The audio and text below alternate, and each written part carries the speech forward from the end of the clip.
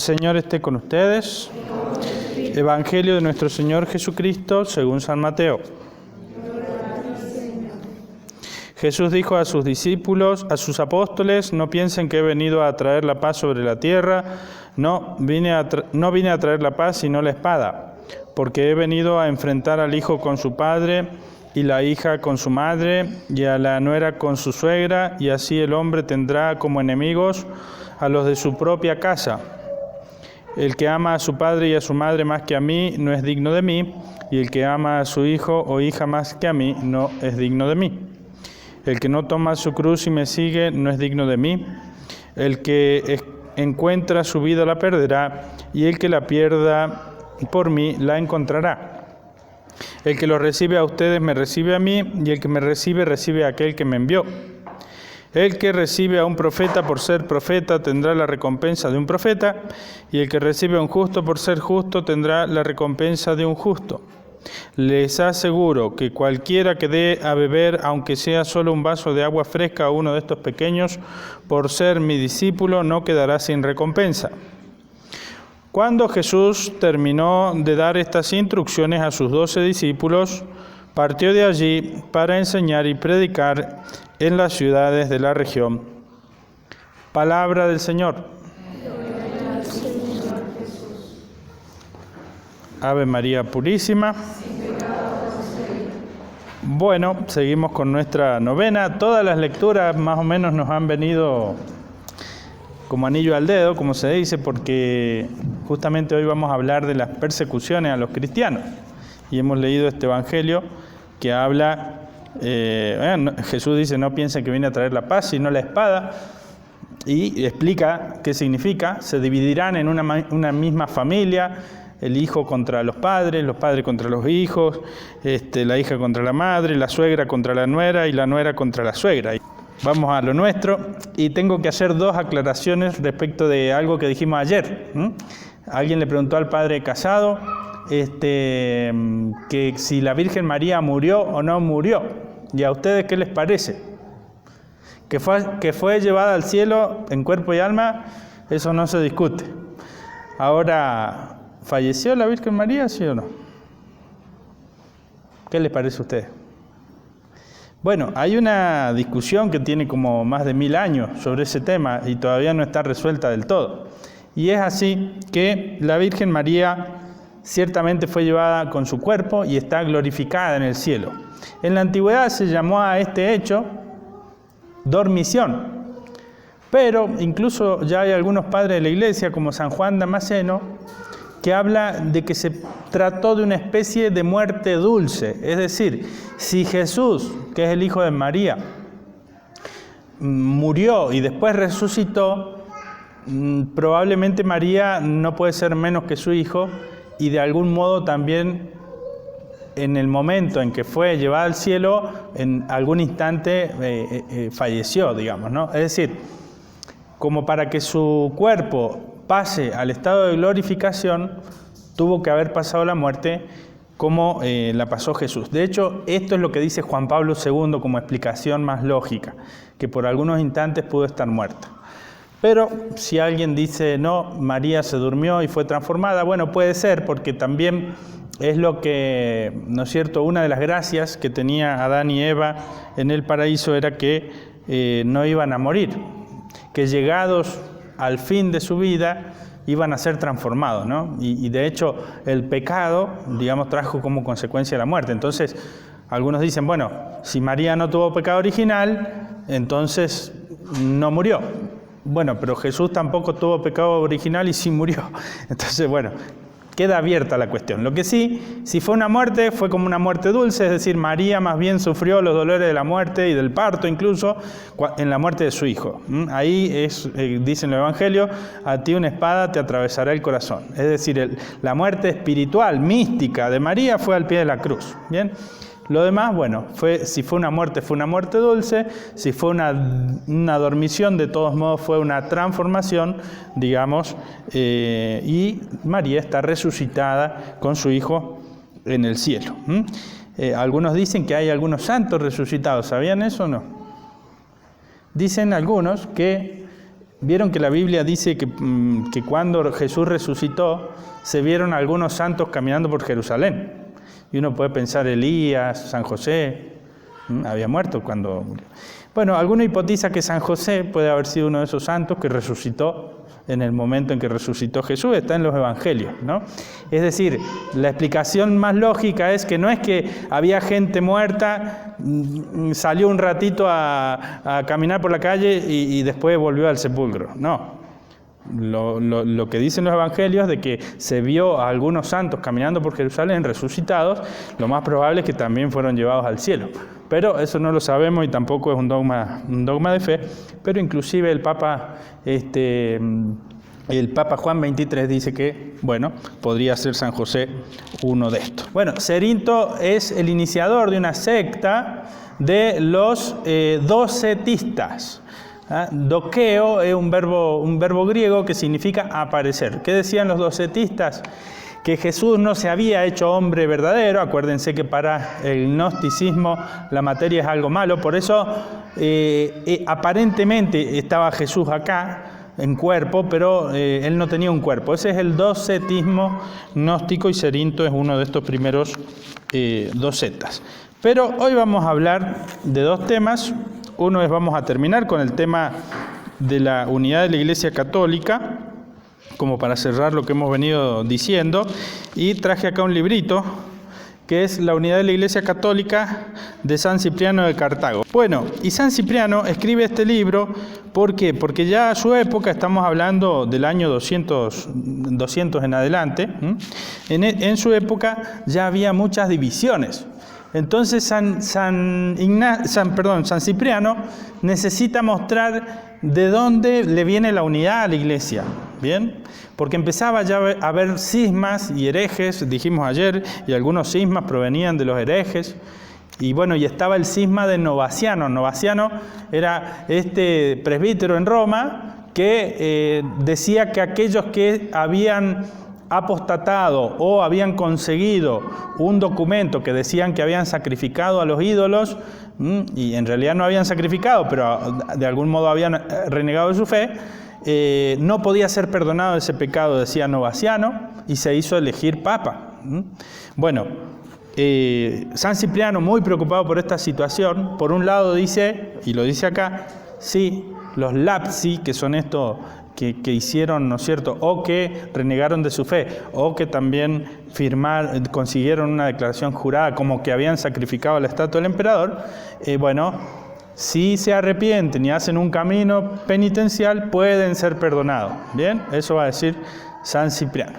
Pero él se preocupa mucho por demostrar la unidad de la Iglesia Católica y en qué se basa. Y bueno, esencialmente, no me voy a poner a leer cada cosa porque va a ser muy largo, esencialmente dice algo que ya hemos dicho, es que esta unidad se basa en la unidad en la fe que Cristo predicó a los apóstoles, en la fe conservada, ¿no es cierto?, en la Iglesia, en las sedes apostólicas, por los sucesores de los apóstoles, obispos y presbíteros, pero habla de una cosa muy importante que es del primado de el Papa. Entonces, si ustedes se acuerdan, hemos hablado del primado del Papa. Está primero en Mateo 16, bien, cuando Jesús le dice a Pedro, sobre esta piedra edificaré mi iglesia, las puertas del infierno no prevalecerán contra ella, a ti te daré la llave del reino de los cielos, lo que ates en la tierra quedará atado en el cielo, etc. Bien, después dijimos que está en la carta de San Ignacio de Antioquía a los romanos, cuando San Ignacio, ¿no es cierto?, escribe iglesia que preside en la caridad en el territorio de los romanos, digna de todo honor, digna de toda honra. Es a la única de las 7 iglesias que él le escribe a la que se dirige de esta manera. Está también esta doctrina en la carta de Clemente. Clemente, que hacia el año 90 escribe, él es papa y le escribe a la comunidad de Corinto, y entonces les pide obediencia. Entonces ya el sucesor de Pedro tiene una autoridad incluso sobre las otras sedes. Está también en San Ireneo de Lyon, que en su libro Contra los herejes da la lista completa de una de las iglesias, elige él la más importante, de la de Roma. Es decir, que nosotros tenemos la lista de los papas gracias también a San Ireneo de Lyon, porque él hace la lista hasta sus días de todos los sucesores de Pedro. Bueno, y hay más fuentes, pero otra es hacia el año, después del año 200, San Cipriano. San Cipriano va a morir mártir hacia el 240, si no me equivoco, ya lo vamos a ver enseguida. Bueno, estamos en época muy temprana y San Cipriano ya da el fundamento, podemos decir, definitivo. Dice así en el capítulo 4. El Señor habla a Pedro. Yo te digo, dice, que tú eres Pedro, sobre esta piedra edificaré mi iglesia, las puertas del infierno no prevalecerán contra ella, a ti te daré la llave del reino de los cielos, etcétera, lo que hemos dicho recién. Y sigue San Cipriano. Y otra vez, después de la resurrección, dice al mismo Pedro, apacienta mis ovejas. Por 3 veces se lo dice. Sobre uno únicamente edifica su iglesia. Es decir, la iglesia de Cristo está fundada sobre los apóstoles, pero especialmente sobre uno de los apóstoles. Y es Pedro, y es el Papa. Y esta iglesia tiene 2000 años así, y se puede hacer la sucesión completa de todos los papas. Es más, creo que el padre Luis, allá en la casita del fondo, tiene un cuadro donde están los 266 o 67 papas hasta ahora. ¿Bien? Hay una anécdota curiosa. Una vez fue un obispo a hablar con el Papa, creo que era Juan XXIII, que tenía, parece, mucho sentido del humor. Y entonces le dice, vengo. ¿Se acuerdan que una vez Pablo y Pedro tuvieron un altercado? Discutieron. Cuando Pedro estaba con los paganos, pero cuando entraron los judíos, Pedro se apartó de ellos. ¿Bien? Entonces Pablo le recrimina y le dice, esa actitud que estás teniendo no está bien. Bueno. Entonces este obispo fue a decirle al Papa que él iba como Pablo a corregir una cosa, digamos, así como había hecho Pablo con Pedro. Y el Papa, muy hábil, le dice, bueno, yo te puedo demostrar de que yo soy sucesor de Pedro, pero no sé si vos me podés demostrar que sea sucesor de Pablo. Así que, chao, se terminó la discusión. Bueno, ven, tenemos la sucesión de todos los papas. Bueno, este libro entonces se llama La unidad de la Iglesia Católica, la unidad en la única fe. Va a hacer hincapié, ¿no es cierto?, en guardar la regla de la fe, la tradición apostólica, de la que habla también San Ireneo. Bueno, la unidad de la Iglesia Católica, quizás lo pueden conseguir en PDF si quieren leerlo, muy aconsejable. Bueno, y el tema de hoy es el tema de las persecuciones. ¿Por qué los cristianos fueron perseguidos? ¿No? Y un poquito para entrar en este tema, hay que pensar qué es lo que pasaba en el Imperio Romano. En primer lugar, ¿por qué el cristianismo se expandió? Es decir, si a los cristianos los persiguieron, es porque se sintieron amenazados los romanos de que los cristianos estaban creciendo demasiado, ¿no? Y entonces, bueno, el Imperio Romano estaba en una gran decadencia, era una decadencia moral, una decadencia espiritual. Los romanos se habían, de algún modo, tenían como una especie de populismo, ¿bien? El imperio les proveía de pan y diversión, principalmente, esas dos cosas, pan y circo, ¿bien? Tenían esclavos, así que los romanos en general, que no eran esclavos, que eran o de la nobleza o de ciudadanos romanos, vivían una vida un poco aburguesada, no laburaban, digamos así, ¿bien? Al no trabajar, pasaban mucho tiempo en el ocio, y el ocio se empezó a convertir en algo malo. Empezaron a caer en excesos de la bebida, de la promiscuidad, ¿bien? Empezaron a abandonar los hijos y además a practicar el aborto. De hecho, la Didache hacia el año 70, que el otro día la leímos un poquito acá, dice en los primeros afirmaciones que tiene, no matarás al hijo en el vientre de la mamá. Es decir, y también la epístola de Bernabé, 2 escritos de la tradición dicen que no hay que matar, que no hay que practicar el aborto. Podemos pensar, y también la primera lectura tiene que ver con eso, fíjense, los egipcios mataban a los niños hebreos. Cuando una civilización empieza a matar a los hijos, se va a la ruina. Atención. Y fíjense qué curioso que con todo esto de la pandemia y qué sé yo, y en Argentina se ha aprobado la ley del aborto, ojo, y en todo el mundo se ha aprobado. Y curiosamente el COVID no le da a los niños. Atención. Bueno, eso había pasado con el pueblo romano. Era ya una degradación moral muy grande. Un escritor antiguo dice, ya no hay manera, ¿no es cierto?, ya no se puede creer a los excesos que hemos llegado y no hay manera de ponerles remedio. Es decir, Tito Livio, como que ya no había una solución para este imperio con semejante degradación. Entonces, ¿qué pasaba? Que decían los romanos, bueno, comamos y bebamos que mañana moriremos. Esta era la filosofía de los epicúreos del momento. Pero ¿quién podía darse el lujo de ser feliz acá en la tierra porque tenía una linda casa, una linda familia, dinero para disfrutarlo? Unos pocos, la mayoría, ¿no es cierto?, moría de hambre, o en el verano venía la peste en el verano. Ustedes saben cómo nacen las casas quintas. Nacen porque los ricos se hacían una casa fuera de la ciudad, porque en el verano era inevitable que hubiera peste en la ciudad, ya sea por las ratas, por la falta de higiene, etc. Bueno, es decir, el imperio, y la mayoría de la gente no vivía más de 30 a 35 años. La media, el promedio de las muertes eran de 35 años. Eso uno lo puede ver hoy en los cementerios que todavía hay en Roma, que se han excavado, por ejemplo, uno que hay abajo del Vaticano, la edad a la que moría la gente, 35 años, 37. Es decir, que era un imperio destinado a desaparecer. El cristianismo le da la esperanza. Porque, bueno, mira, sí, vamos a sufrir en esta vida, pero si crees en Jesús, vas a recibir la salvación. De hecho, los romanos les llamaba mucho la atención los ritos orientales, las religiones allá que venían de la India o de otros países, de Persia, porque les hablaban de algún modo de una salvación después de la muerte, incluso los egipcios, ¿no? Mientras que los romanos, digamos, ¿no?, como les digo, a esta época era más que nada el placer, vivir bien. Bueno, el cristianismo entonces termina dando una respuesta a la gran incógnita: ¿dónde y cuándo podemos ser felices? Bueno, mira, no vamos a ser felices plenamente en esta vida, pero sí en la vida que viene. Y entonces esto explica que muchos, y sobre todo de clase humilde, de gente normal, digamos, no de la nobleza, en masa se convertían al cristianismo. Y esto empezó a preocupar a las autoridades. Pero también empezó a haber gente culta, o incluso gente que estaba en la corte. Tenemos el caso, que incluso algún emperador, ¿no es cierto?, intervino.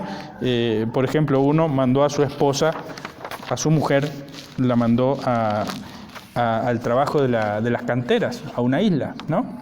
Bueno, vamos a nombrar rápidamente cuáles van a ser las persecuciones. La primera, el otro día hablamos, la persecución de Nerón. ¿Se acuerdan cuando Nerón prendió fuego en la ciudad de Roma y, le echó la culpa a los cristianos? Y entonces, los prendió fuego, los ataba a unos postes, le echaban combustible, dice que iluminaba la ciudad de noche con los cuerpos de los cristianos. Se cuenta que tomó un día, se vistió de auriga y salió con su caballo y su carro a recorrer la ciudad por las calles donde habían puesto a los cristianos, ¿no es cierto?, encendidos, fuego. Los vestían con pieles, dice Tácito, que es un escritor pagano, dice, los vestían con pieles y los largaban para ser, ¿no es cierto?, devorados por perros, por leones. Bueno, y dice Tácito dice, bien que los cristianos son merecedores, ¿no es cierto?, de los peores tormentos, porque ya voy a explicar por qué no los querían, surgía compasión para ellos porque no morían por el bien de todos, sino para saciar la crueldad de uno solo, y este solo era Nerón. ¿Por qué no los querían a los cristianos? Bueno, por un lado no los querían porque los cristianos, por ejemplo, no iban a los actos de los paganos. Incluso si había algún cristiano que tenía un cargo, no iba, por ejemplo, a cuando se echaba incienso al emperador. Y si bien los romanos aceptaban los dioses de los distintos pueblos, ¿por qué no lo aceptaron a Cristo? porque el cristianismo dice que el único Dios verdadero es Jesús y los otros son ídolos, como dice San Pablo, ¿no? San Pablo dice, los paganos ofrecían sacrificios a sus ídolos, pero los ídolos no existen, son propiamente demonios, dice San Pablo, ¿no? Entonces, por eso no los querían. No los querían por su modo de vivir. No iban a sus comilonas, a sus, digamos, diversiones libertinas, para darle un nombre elegante. Los cristianos se diferenciaban. Entonces empezaron a aparecer también las calumnias contra los cristianos. Existía el secreto arcano. Los cristianos no podían comunicar claramente a los paganos qué eran su doctrina y sus ritos, solamente si se convertían al cristianismo. Bueno, entonces ellos a veces espiaban, escuchaban, comen la carne de un hombre. Este hombre crucificado y le comen la carne. Se juntan a comer, son antropófagos. Además, bueno, vieron como está el tema, ¿no es cierto?, que Jesús subió a un asno para entrar a Jerusalén y toda esta historia. Apareció un grafiti en la Domus Aurea de un muchacho, dice, no me acuerdo el nombre, pónganle Tito, adora a su Dios, y era un asno crucificado, ¿no? Adoran un asno, los cristianos adoran un asno, y así, esas calumnias. Bueno, y los cristianos son odiadores de nuestras leyes, quieren destruir el imperio. Por eso, mañana vamos a hablar de los apologistas. Hay uno que dice, no, los cristianos son buenos para el imperio porque rezan por el imperio. Es más, dice, el mundo sigue existiendo gracias a los cristianos. Bueno, vamos a pasar rapidito por las distintas persecuciones. Hubo una persecución después del 81. Domiciano tuvo del 81 al 96. Bueno, en este periodo de él hubo otra persecución. Domiciano apresó, mató incluso a sus propios parientes. Domiciano fue el que mandó a su mujer Flavia Domitila a las canteras, desterrada a una isla. En la época de Domiciano es cuando el apóstol San Juan, saben, en Roma hay un lugar que se llama la Vía Latina. Bueno, hay una iglesia que se llama San Giovanni in Via Latina, San Juan en la Vía Latina. Y ahí dice la tradición que en esta época fue tomado preso Juan, llevado allí y en una olla llena de aceite caliente lo metieron a San Juan. Pero no se murió. Así que ya sin poder hacer nada con este apóstol, que era como un superhombre, lo llevaron a la isla de Patmos, donde él tiene las visiones después y escribe el libro del Apocalipsis. Bueno, San Juan, que sepamos, no murió mártir, aunque lo hayan intentado. Después tenemos una tercera persecución, que es la de Trajano. Trajano estuvo del año 98 al 117. Leímos el otro día una carta de Plinio a Trajano y la respuesta de Trajano. No hay que perseguir a los cristianos, pero si los acusan y son verdaderas las acusaciones, hay que juzgarlos. Si se arrepienten, déjenlos libres. Si no se arrepienten, hay que castigar la obstinación. Es decir, que no los perseguía por oficio, pero si realmente alguien los denunciaba y no querían dejar de ser cristianos, se los tenía que castigar. Adriano, del 117 al 138, también persiguió a los cristianos. Después hubo otras en la época de Antonino Pío, ahí muere San Policarpo, y también en la época de Marco Aurelio, donde tenemos no muchas persecuciones más bien aisladas, en Lyon, ¿no?, hacia la mitad del siglo II. Es decir, que las persecuciones no era que todo el tiempo y en todos lados estaban persiguiendo a los cristianos. A veces sí, vamos a ver, como la de Decio, que fue universal, o en la época de Diocleciano hubo regiones enteras donde sí se los perseguía, pero a veces era en algunos lugares bajo cierto gobernante o bajo cierto emperador. A ver, ¿saben qué son las catacumbas? ¿Tienen idea? Son como unos cementerios subterráneos, ¿no? Bueno, se dice que los cristianos se escondían en las catacumbas. En realidad no es tan así. Los cristianos iban a las catacumbas a celebrar sus ritos, porque también iban los paganos a celebrar sus ritos. Entonces, podían mimetizarse fácilmente pareciendo una asociación fúnebre, como tenían los paganos. Pero está el caso de un santo que se llama San Tarcisio, que es el patrono de los acólitos, que saliendo de una catacumba, justamente de la catacumba de San Calixto, con la Eucaristía para llevarle a los presos, ahí lo matan, ¿no? Sospechan, dice, ¿qué llevas ahí? Bueno, Es decir, que a veces zafaban y a veces no. Bueno, tenemos en el siglo III ya propiamente persecuciones a través de edictos imperiales. Y ahí sí, ya era una persecución. ¿Por qué? Porque, como les digo, el cristianismo ellos lo veían como una amenaza al imperio. Tenemos en el 193, en el año 193, a Septimio Severo, una gran persecución, la de Septimio Severo, que hizo un rescrito prohibiendo el cristianismo y prohibiendo que no se podían hacer cristianos los romanos. Cerró, por ejemplo, la gran escuela catequética de Alejandría, expulsó al famoso Clemente de Alejandría. Allí muere mártir el padre de un escritor eclesiástico, Orígenes, su papá se llamaba Leónidas, muere en esa persecución. También muere en ella Ireneo de León, San Ireneo de León. En el 248, estando Decio ya de emperador, se cumplían los 1000 años de Roma. 1000 años de la ciudad de Roma, de la fundación de Rómulo y Remo. 1000 años. Para celebrar los 1000 años, ¿qué tenían que hacer? Purificar Roma del cristianismo, que era, como les digo. Y entonces, hay una gran persecución bajo el emperador Decio.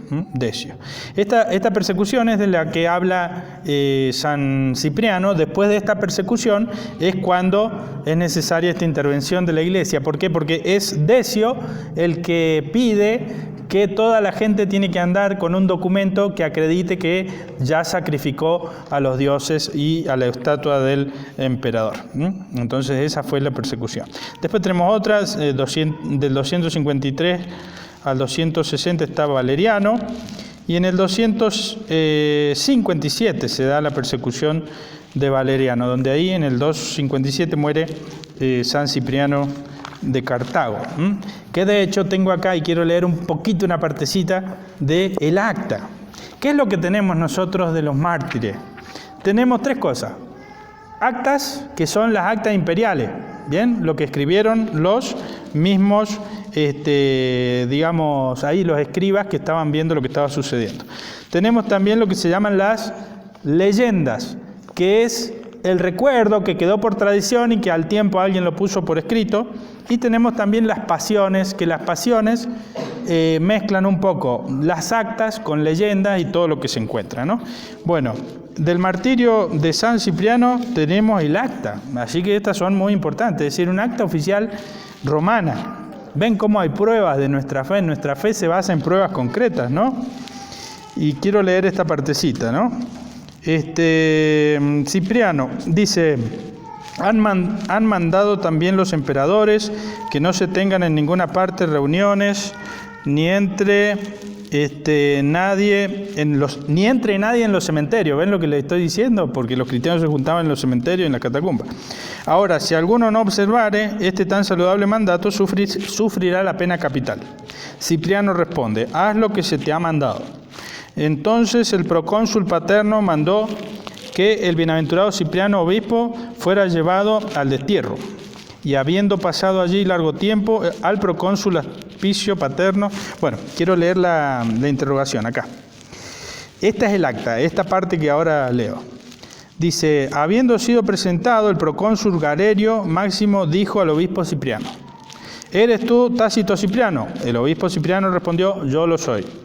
Galerio: ¿tú te has hecho padre de los hombres sacrílegos, los cristianos? Sí, dice Cipriano. Galerio: los sacratísimos emperadores han mandado que sacrifiques. Tenía que hacer un sacrificio delante de la estatua del emperador. Cipriano obispo dijo: no sacrificaré. Galerio Máximo: reflexiona y mira por ti. Cipriano: haz lo que se te ha mandado. En cosa tan justa no hace falta reflexión alguna.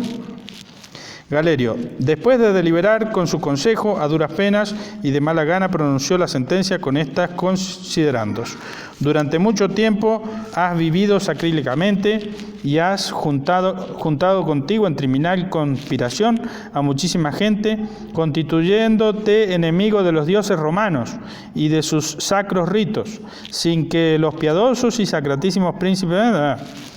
Dice, y dicho esto, leyó en alta voz la sentencia en la tablilla. Mandamos que Tasio Cipriano sea pasado a filo de espada. El obispo Cipriano dijo, demos gracias a Dios. ¿Ven? Bueno, después hay otro martirio acá de Felicidad y Perpetua, donde es interesante porque Felicidad y Perpetua eran la servidora y la señora. Dice, terminada la oración, le vinieron los dolores de parto a Felicidad.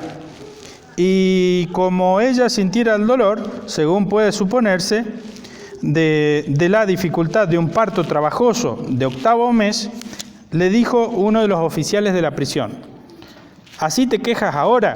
¿Qué harás cuando seas arrojada a las fieras que despreciaste cuando no quisiste sacrificar? Y ella respondió, ahora soy yo la que padezco, lo que padezco, mas allí habrá otro en mí que padecerá por mí, pues también yo he de padecer por él. ¿Ven?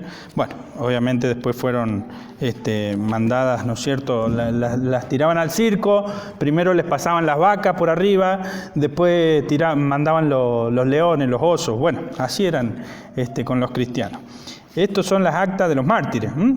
Así que miren qué librito, muy interesante. Bueno, también se pueden bajar en PDF seguramente ¿no es cierto?, de internet, si quieren leer. Bueno, hay más persecuciones, pero lo dejamos acá porque se nos hizo un poquito largo. ¿Y qué aprendemos? Bueno, que nuestra fe ha sido sembrada no solamente por la sangre de Cristo, sino por la de estos mártires.